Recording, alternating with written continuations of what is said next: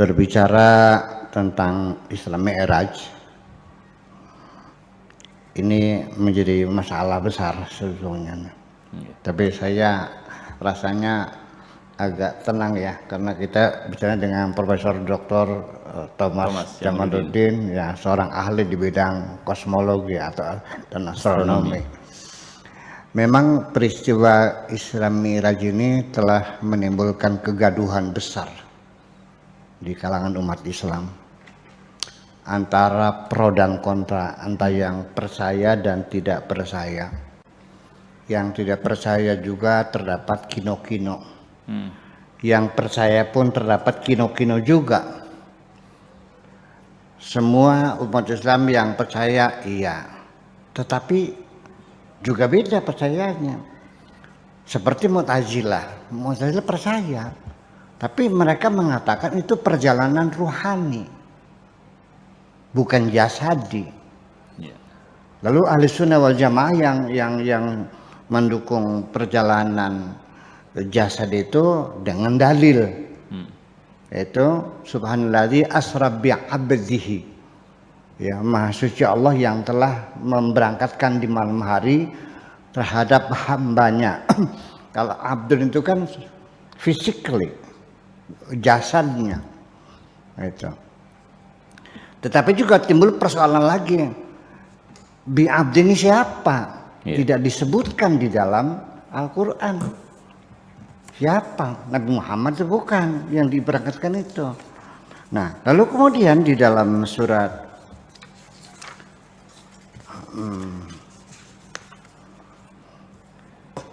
Al-Isra sendiri yang tadi disebutkan oleh Pak Profesor Kamaruddin, coba kita lihat. Subhanalladzi asra bi'abdihi, Maha Suci Allah yang telah memberangkatkan di malam hari terhadap hambanya, minal masjidil harami ilal masjidil aqsa, dari Masjidil Haram ke Masjidil Aqsa, alladzi barakna haulahu linuriyahu min ayatina innahu was-samiul alim. Mereka bertanyakan, bi'abdi ini siapa? Tidak disebutkan Nabi Muhammadnya kok. Tetapi langsung setelah itu ayat yang keduanya, wa ataina Musal kitab. Bukan Muhammad, Nabi Musa. Yang mirip ini Nabi Muhammad Musa. Ini bermasalah. Jadi ini sekali. Ya. Kemudian dua peristiwa Isra dan Mi'raj. Isra itu terjadi pada tahun kedua ba'dal bi'tsah, ay ba'da bi'tsatihi rasulan. Setelah Nabi diangkat jadi Rasul, tahun kedua itu diisrakan. Jadi surat Al-Isra ini turun pada tahun kedua setelah Nabi diangkat jadi Rasul. Yang bunyinya seperti itu. Subhanalladzi asra bi'amdihi lailan minal masjidil haram ila masjidil aqsa. Adapun Mi'raj ini peristiwa yang berbeda. Terjadinya pada abad ke-11, tahun ke-11 atau 12 setelah diutus Nabi. Jadi bedanya berapa tahun? 9 tahun ya? 9 tahun bedanya. Dan suratnya An-Najm ini. Ya, ini adalah kisah Mi'raj. Dua peristiwa yang terjadi pada beda waktu 9 tahun lalu digabung menjadi satu, Isra dan Mi'raj. Ini juga menjadi masalah juga. Ini kita cerita kegaduhan setelah terjadi itu. Kemudian yang dipertanyakan lagi, orang menganggap bahwa Isra ini sebagai suatu mukjizat. Mari kita bicara tentang mukjizat. Salah satu faktor yang sangat paling substantif dalam menentukan kemukjizatan adalah kejadian yang di luar nalar manusia, di luar kebiasaan, melanggar hukum alam yang umumnya terjadi. Dan yang kedua adalah ada saksi, eyewitness, ada saksinya. Nabi Isa bisa menyembuhkan orang buta asli, diusap bisa melihat lagi. Banyak yang melihat. Nabi Musa memukul orang mati dengan pahanya sapi, lalu dia bisa bangkit lagi. Hasilnya banyak. Nabi Yusuf juga sama. Bertanya kepada bayi yang baru lahir, siapa yang bersalah, aku atau Zulaikha? Si bayi mengatakan, kalau baju Yusuf yang sobek depannya berarti Yusuf yang salah, Zulaikha yang benar. Tapi kalau yang sobek baju belakangnya berarti Yusuf benar, Zulaikha yang salah. Itu ngomong di depan raja orang banyak. Nabi Musa juga sama, memukul lautan terbelah menjadi dua, umatnya melihatnya. Nah, sekarang ketika Nabi Isra dan Mi'raj, ada yang nganter enggak? Lalu pulangnya ada yang jemput enggak? Enggak. Malah dia tinggal di saudaranya, saudara perempuan, anak pamannya itu, Ummu Kalsum ya, kalau nggak salah namanya itu. Dia menginap di rumah saya pagi hari, terus dia cerita. Nah kalau dia cerita, kita tidak melihatnya, dari mana kita menyebutnya sebagai mukjizat? Ini Haji Fuad cerita, dia barusan dari Jakarta tadi jam 8 lebih 20 menit dari sini, dia cerita kok. Ya. Nah itu, jadi nggak ada saksi matanya, eyewitnessnya nggak ada. Apakah itu kita sebut mukjizat atau tidak? Pertanyaan. Kemudian Masjidil Haram dan Masjidil Aqsa pada tahun kedua setelah hijrah. Siapa yang kapan dinobatkan atau namanya konsensus ya atau konvensi bahwa Ka'bah itu tempatnya berhala itu disebut Masjidil Haram, itu kapan sebetulnya? Dan siapa yang berhak, otoritas yang memberi nyebutnya dia di Masjidil Haram? Apakah waktu itu sudah jadi masjid? Belum. Kemudian Masjidil Aqsa, apa sudah jadi masjid? Belum.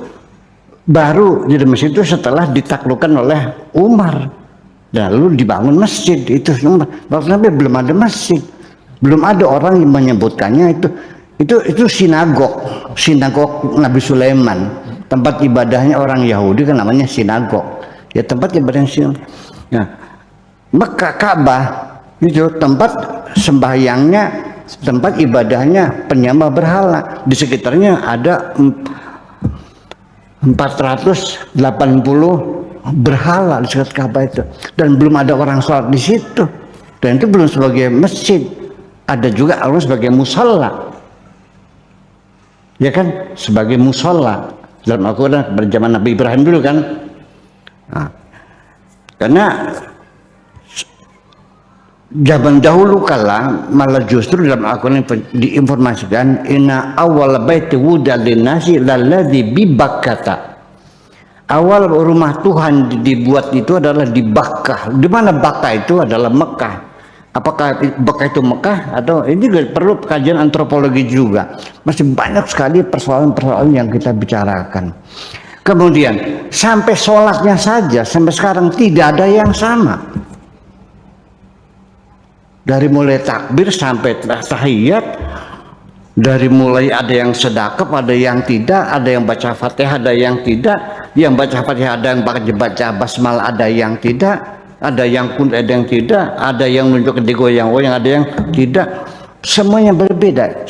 Jujur saja Nabi Muhammad sholatnya seperti apa?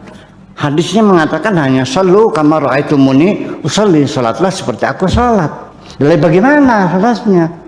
Kita tidak mendapatkan informasi yang pasti bahwa Nabi sholatnya seperti ini. Pernah saya konfirmasikan dengan Dr. Quraish Shihab. Dia bilang, Pak Quraish Shihab, kita ini sholat bermacam-macam. Yang benar mana? Kunut atau tidak? Baca Fatihah atau tidak? Baca Fatihahnya pakai basmalah atau tidak? Sedekap atau selonjor tangannya? Waktu nunjuk di wayang-wayang atau tidak? Semua mengatakan Rasul begini. Yang sedekap mengatakan Rasul sedekap, yang tidak sedekap mengatakan Rasul tidak sedekap. Yang bilang kunut sunut Rasul kunut, yang bilang mengatakan tidak kunut ya Rasul tidak kunut. Bahkan saling bidah membidahkan, di ujungnya saling menuduh masuk neraka.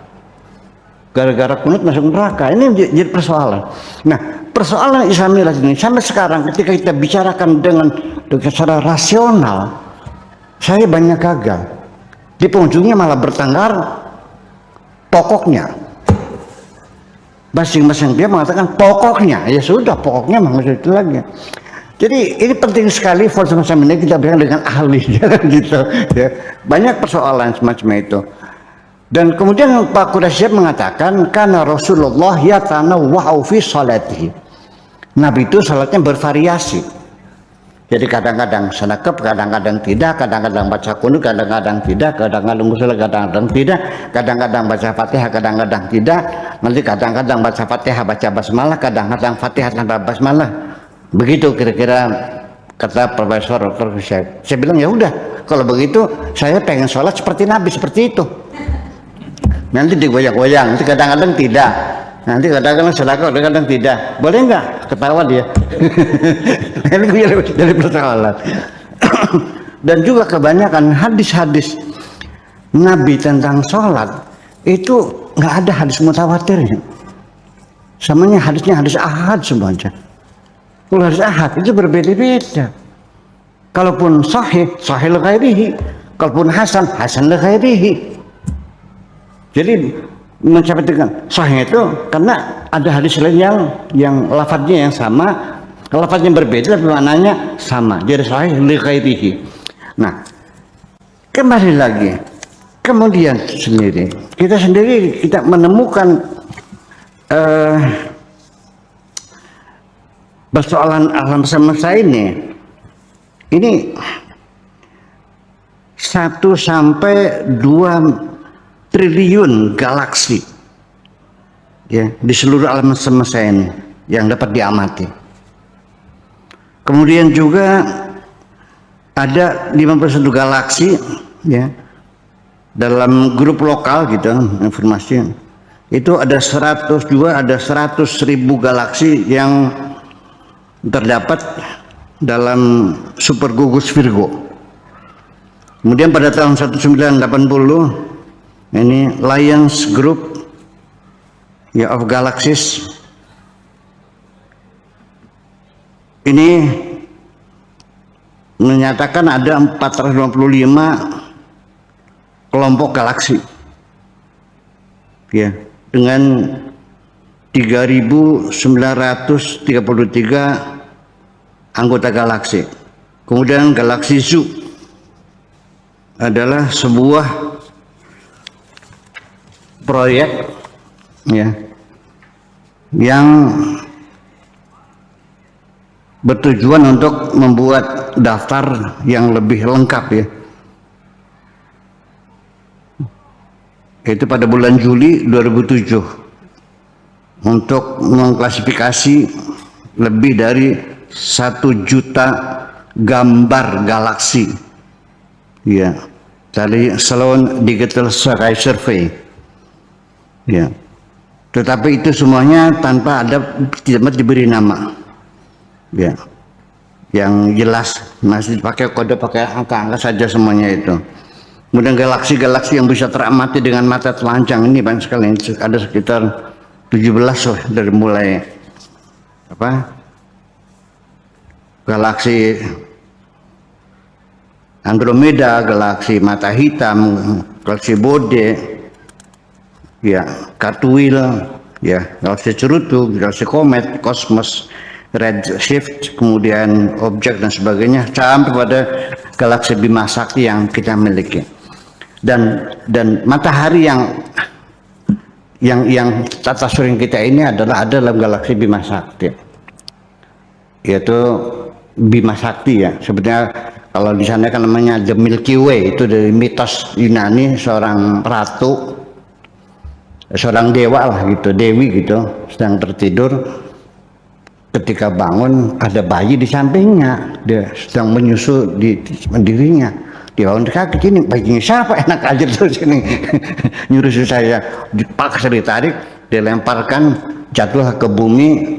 Itu ceritanya kan gitu. Lalu susunya berhamburan di angkasa ini dan bayinya jatuh. Itulah manusia yang pertama kali di dunia, turun di dunia Dan itulah makanya galaksi kita disebutnya galaksi the Milky Way. Itu cerita begitu kira-kira begitu Pak Profesor. Nah, lalu kemudian di mana letaknya? Itu di tengah-tengah galaksi kita ini. Tidak di dekat pusat dan itu bagian luaran. Dan matahari kita ini bintang sedang. Tidak besar juga tidak kecil. Cahayanya juga tidak terlalu terang, tidak terlalu redup. Dan dia punya planet yang mengelilinginya dari mulai Merkurius, Venus, Bumi, kemudian Mars, ya Jupiter, Saturnus, Uranus, Neptunus dan sebagainya. Kalau bulan itu bukan planet tapi itu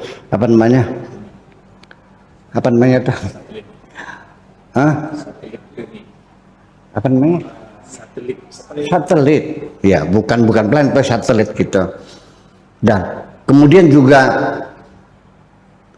ini matahari di tengah-tengah galaksi seperti satu titik debu yang sangat kecil sekali.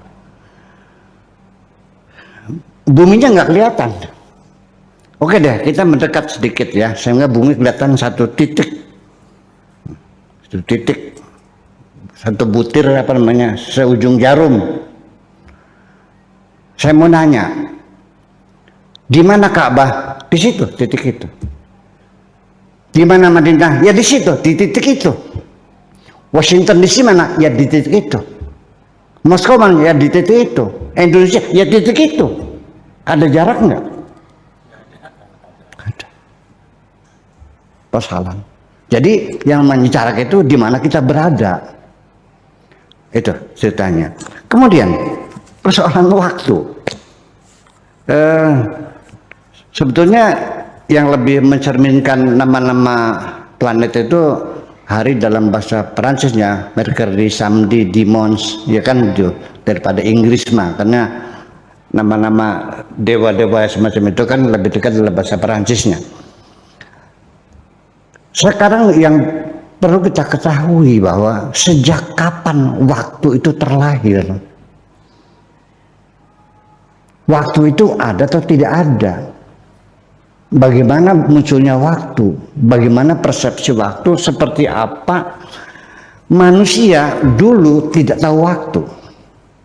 Dia taunya ya kalau siang terang, kalau malam gelap, nanti sebulan sekali matahari bulannya bulat sebagainya.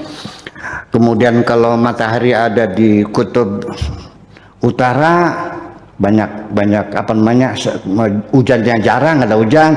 Baik kalau ada di kutub selatan itu banyak hujan. Nah, kemudian bayang bergeser. Nah, itulah. Maka kapan orang itu membuat waktu? Itu dalam sejarah Yunani, sejarah Mesir kuno. Itu mereka menentukan waktu itu dengan pakai tongkat ditancapkan di tengah padang pasir. Nah, ini bayang-bayangnya ini menjadi ukuran waktu. Kalau bayang-bayangnya ini ke sebelah utara, berarti matahari ada di sebelah selatan, itu berarti musim dingin. Ya kan begitu. Kalau bayang-bayangnya ada di sebelah selatan, berarti matahari ada di sebelah utara, berarti musim panas. Kemudian bayang-bayang sendiri ketika lurus dengan tongkatnya matahari pas di atas, itu namanya tengah hari, dan seterusnya. Kemudian dengan menggunakan dengan pasir, ya dibalik lagi gitu, sampai jam yang pakai mekanik semacam ini. Nah, apakah lalu dari mana mereka membuat aturan 1 minggu 7 hari? Ya itu kan kata mereka. Saya di Jawa di sini Pak Profesor, kita menghitung 1 minggu itu tidak 7 hari kok 5 hari. Orang Cina menghitung waktu 1 minggu 12 hari. Di Swahili di mana?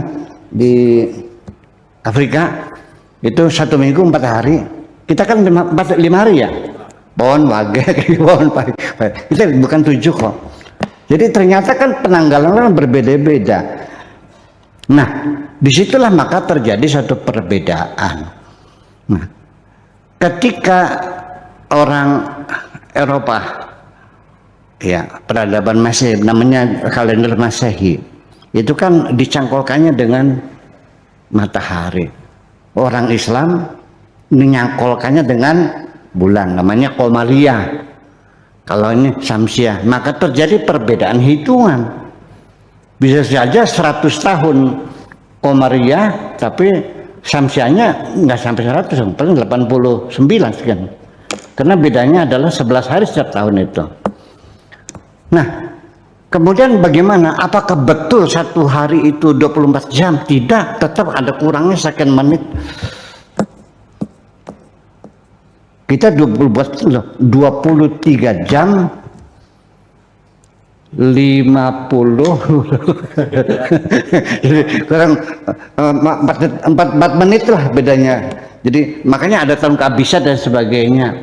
Jadi itu semuanya adalah masalah-masalah yang sangat relatif semuanya itu.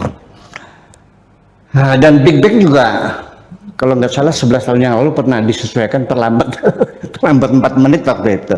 Ya, ini jadi waktu itu sebetulnya di mana sih? Dasarnya apa? Waktu itu ada syarat pertama, ada ruangan, dan yang kedua ada benda yang bergerak yang menjadi patokan, yang rutin worknya, yang rutin gitu.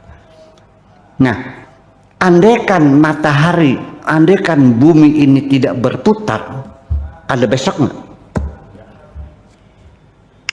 Ada kemarin nggak? Nah, itulah nanti sorga itu kenapa menjadi abadi, karena di sorga nanti alamnya tidak ada bulan, tidak ada matahari, tidak ada benda langit yang bergerak, semuanya dalam keadaan stabil. Makanya ya tidak tua-tua. Itu kemudian lagi, apakah waktu kita di bumi ini sama dengan di bulan? Beda. Pak Haji Fuad istrinya melahirkan anak di bulan. Pak Toto punya anak melahirkan di bumi pada detik yang sama. Nanti ternyata anaknya Haji Fuad umurnya baru 30 bulan, anaknya Pan sudah 30 tahun. Karena perbedaan waktu. Jadi di mana kita berada posisi ketika kita berada di luar bumi, maka kita tidak terikat dengan batasan waktu yang berlaku di bumi. Kedua, ketika kita bisa berjalan, mengendarai sesuatu kendaraan dengan kecepatan cahaya, yang kecepatannya itu 200.000 km per detik. Jadi kalau Anda punya kendaraan yang kecepatannya cahaya, itu 1 detik bisa keliling dunia 7 kali. Berarti kecepatan cahaya kita berarti keluar dari dimensi waktu semacam ini. Nah, buraq itu adalah barkun, kilat. Jangan-jangan itu adalah simbol kendaraan yang dipakainya dengan kecepatan cahaya. Semacam itu. Tetapi gambar imajiner kuda yang kepalanya perempuan cantik itu gambar imajiner itu. Mau percaya atau tidak? Nah, saya ingin umat Islam jangan bertengkar masalah ini, supaya yang percaya ya silakan, yang tidak ya silakan. Apakah perjalanan jasadi, apakah perjalanan rohani dan sebagainya. Supaya jangan bertengkar, maka saya ingin mengatakan bahwa ada hal yang perlu dipercayai, ada yang boleh percaya, boleh tidak. Jadi yang wajib dipercaya satu, bahwa Nabi melakukan Isra, Nabi melakukan Mi'raj. Lalu apa hasilnya? Hasilnya adalah sholat 5 waktu. Itu yang wajib dipercayai. Tetapi apakah 5 waktu itu setelah bargaining dengan Tuhan, tawar menawar, ataukah setelah dimarah-marahin Nabi Musa suruh suruh minta kortingan kepada Tuhan sampai 9 kali, itu mah boleh percaya boleh tidak, karena tidak menjadi murtad kalau orang. Karena apa yang diyakini, mana mungkin masa Nabi saya ditongor-tongor sama Nabi Musa surungannya, memangnya Allah nggak tahu ya, masa Nabi Musa pangkatnya tinggi mana sih Allah sama Nabi Musa? Jangan-jangan ini hegemoni Israel, bang Yahudi untuk merendahkan umat Islam. Nabi aja bisa ditunjuk, nggak bakal mampu loh Muhammad, aku aja umat muslim sekali nggak sholat apa paling 50 kali sehari, seneng anyang dulu. Mana mungkin Nabi Muhammad menawar kepada Allah. Nabi Muhammad itu adalah orang yang sami'na wa ata'na ghufranaka rabbana wa ilaikal masir. Nggak pernah berkeluh kesah, nggak pernah nawar kok, nggak mungkin. Jadi kalau itu mana ya percaya silakan, tidak juga tidak apa. Yang penting dipercaya adalah sholat 5 waktu, kiblatnya menghadap Ka'bah, harus wudu dulu. 5 waktu itu terdiri dari Duhur, asar, maghrib, isya, subuh. Itu yang wajib dipercayai.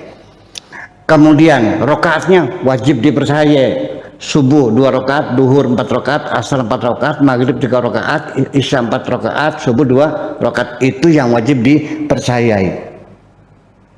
Adapun apa namanya bertemu dengan para nabi-nabi, kemudian sholat berjamaah, ini ada satu kritikan. Di langit ketiga itu dengan Nabi siapa ketemunya tuh? Nabi Zakaria ya? Itulah. Jadi beliau sholat di Masjid Aqsa dengan para nabi semuanya nih. Nah, ketika di langit ketiga, Jibril ngetok pintu, ya kan gitu. Ya kita nggak usah berimajinasi lah, nanti jadi makin jauh. Nanti di langit ada pintunya, grendelnya segede apa? Ya kan, ya itu. Nah, kemudian siapa kamu? Ana Jibril. Sama siapa? Mama Abdul Salih ibni Salih Muhammad bin Abdullah. Silakan masuk. Begitu ketemu, oh kamu Muhammad. Dia nanya, jadi kamu sudah diutus jadi nabi? Iya. Kok nanya? Tadi katanya sholat berjamaah. Nah, ini jadi artinya bahwa ada beberapa hal yang semacam itu. Jadi nanti ada kajian khusus itu bahwa ada satu tren namanya rihlah samawiyah. Jadi perjalanan langit menjadi satu model sastra pada zamannya. Apakah itu Risalatul Ghufran Abu Ala Al-Ma'ri, juga ceritanya juga perjalanan langit. Kemudian Dante Alighieri juga itu pendiri pertama, peletak pertama bahasa Italia resminya, ya, itu mencari kekasihnya Petris di langit ketujuh, menembus dengan malaikat-malaikat yang bersayap-sayap. Itu sama seperti misalnya sampai pada Flash Gordon terakhir kita lanjut itu. Nah itu apakah itu semacam itu? Cuman di kitab Bukhari itu sendiri bahwa kisah Isra Mi'raj itu adalah hikayat. Ya, hikayat itu artinya ya cerita gitu. Jadi artinya bagi saya tidak percaya nggak ada masalah, percaya juga nggak ada masalah, silakan saja. Yang penting yang kita percaya Isra adalah benar, Mi'raj adalah benar, hasilnya sholat 5 waktu. Apakah proses tawar menawar tepat langsung, ya itu terserah. Jadi begini, Nabi Adam itu manusia pertama atau bukan, terserah. Anda yakin ya silakan, tidak murtad tidak kafir. Kalau Anda tidak yakin sebagai manusia pertama juga silakan, tidak murtad tidak kafir. Yang penting Adam adalah Nabiullah. Nabi Adam makanya daging mentah atau daging matang? Kalau daging matang digoreng atau dibakar? Kalau dibakar kapan dia bisa menemukan apinya? Kalau digoreng pakai minyak apa? Minyak sawit apa? Dibikin di mana? Pabriknya di mana? Menjadi masalah. Kalau itu masalah peradaban, masalah antropologi, kajian-kajiannya. Jadi yang penting adalah Nabi. Ya kan begitu? Dan ditempatkan surga. Seperti itu saja. Nah ketika apa namanya, istri melahirkan, yang bidani siapa? Ya kan begitu. Nah itu adalah hal yang, jadi ada yang boleh dipercaya, ada yang harus percaya, ada yang boleh percaya juga boleh tidak, supaya kita jangan bertengkar. Tolong umat Islam jangan saling mengkafirkan. Kalau beda kafir ini berarti bukan kita tidak percaya kepada Nabi. Yang kita ragukan apa betul Nabi mengatakan begitu. Ya kan? Ya seperti itu masalahnya. Jadi menghindari jangan sampai masalah Isra Mi'raj ini menjadi persoalan yang sangat sangat rawan, lalu akhirnya menjadi pertengkaran. Karena bagaimana ini akibatnya, supaya masjid saja beda kok. Saya nih pernah masuk berjamaah, melotot semua mata ini. Ya salah apa? Nggak usah disebutin masjidnya ya. Barangkali saya sendalnya nggak dilepas, enggak saya lepas. Barangkali saya nggak pakai topi, apa topi. Barangkali kancing terbuka, enggak. Pada melotot semua, seperti tidak suka. Saya pun keluar, karena mereka bajunya putih semua, saya pakai batik. Ya, ada lagi yang dicuci lagi, sampai sholat saja beda satu dengan lain. Apakah seperti ini hasil Isra Mi'raj itu? Ini menjadi persoalan sesungguhnya. Mereka mengatakan Nabi begini, ya, kayak sok tahu, kapan pernah ketemunya? Kita sama-sama tidak tahu. Ini juga katanya, mana yang benar bagaimana kita tidak tahu. Oleh karena itu, apapun yang kau yakini, kalau Anda yakinnya digoyang-goyang, silakan. Tapi jangan menyalahkan orang yang tidak goyang-goyang.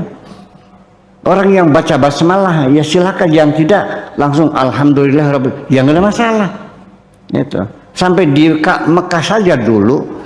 Itu sholat itu ada 4 imamnya, mazhab Maliki, Syafi'i, Hanafi, Hambali 4. Baru setelah Wahabi menang, kepret itu bersatu, nggak ada begitu. Baru sampai sekarang bersatu.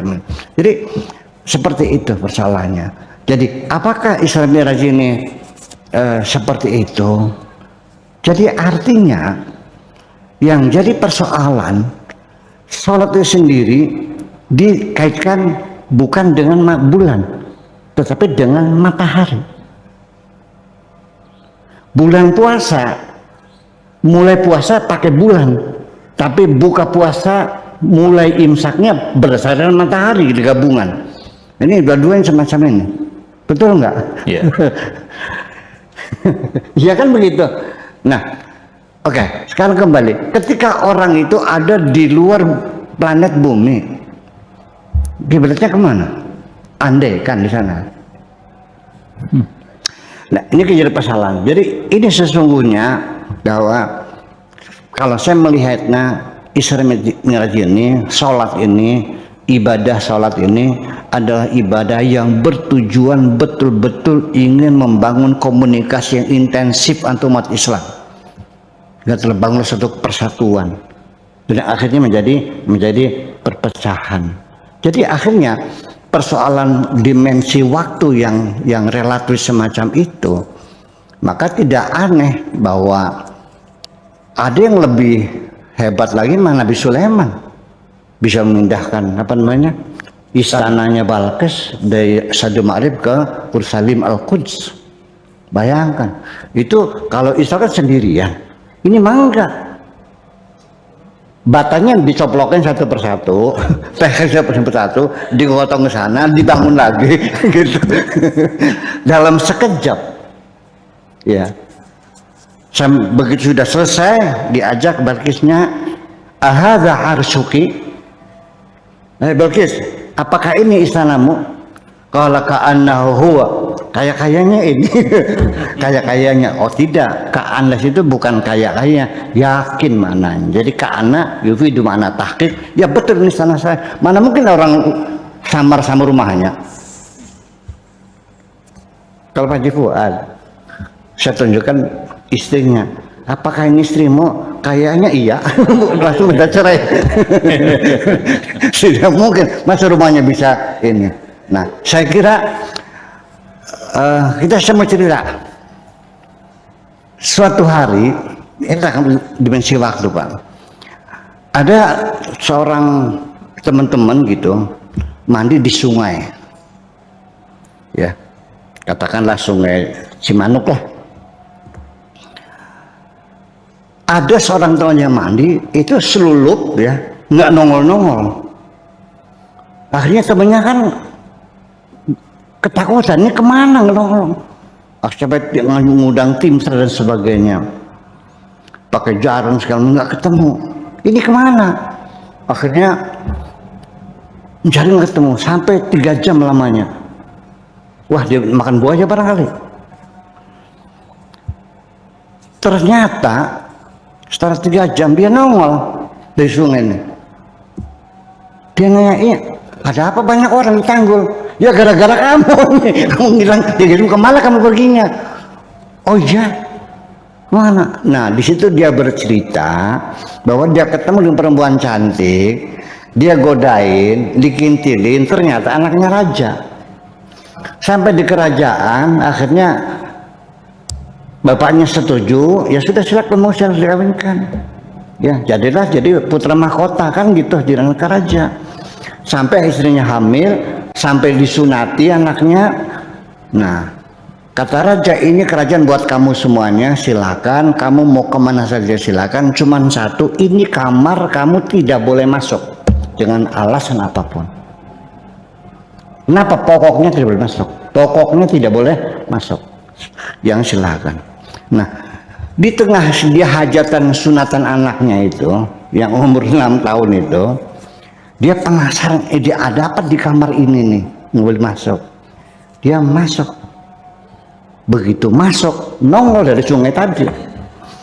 Artinya bahwa ini pengalaman seseorang di luar kesaktian, ya pernah ngalami, ya itu dia bebas dari waktu selama 3 jam sama dengan dia itu kawinan sampai nyunati anaknya. Nah makanya berapa banyak perbedaan waktu itu, bahwa ayam di sisi Allah dengan ayam sisi manusia itu perbedaannya adalah karena ya'ruju ilaihi fi kulli yaumin kana miqdaruhu 50 alfi sanatin mimma ta'udun. Jadi satu harinya Allah itu sama dengan 50 alfi sanatin, 50.000 tahun. Itu satu hari. Visitati ayam. Jadi proses terjadinya alam semesta ini adalah 3 fase. Satu fase itu 50.000, berarti kalau George Lemaitre sendiri dalam teori Big Bang itu 14 miliar tahun yang lalu, kemudian bumi kita mulai ada kehidupan adalah 4 miliar yang lalu sampai sekarang ini. Maka ya kira-kira begitulah fase itu, masalah waktu itu. Kemudian yang kedua, bahwa waktu yang sesungguhnya itu adalah ada pada diri kita sendiri, ada pun yang ada pada tembok, yang namanya waktu yang artifisial. Dan waktu yang ada pada diri kita sendiri itu bisa berjalan cepat, bisa berjalan lambat. Ketika kita sedang bahagia biasanya cepat. Kalau kita lagi susah di penjara rasanya lama sekali. Ini terjadi pada orang-orang yang dihidupkan kembali akhirat. Kam labithum qala labithnu yauman au ba'da yaumin. Orang umurnya 80 tahun, dia meninggal, ditanya berapa lama kamu hidup di dunia? Ya sehari 2 hari lah. Jadi disitulah ada perbedaan waktu yang hakiki adalah waktu yang pada diri kita sendiri. Saya kira nanti kita diskusikan panjangnya lebih jauh, kita akan nanti kita buka forum tanya jawab dan sebagainya. Oke, segitu saja dulu Pak Profesor. Terima kasih. Assalamualaikum.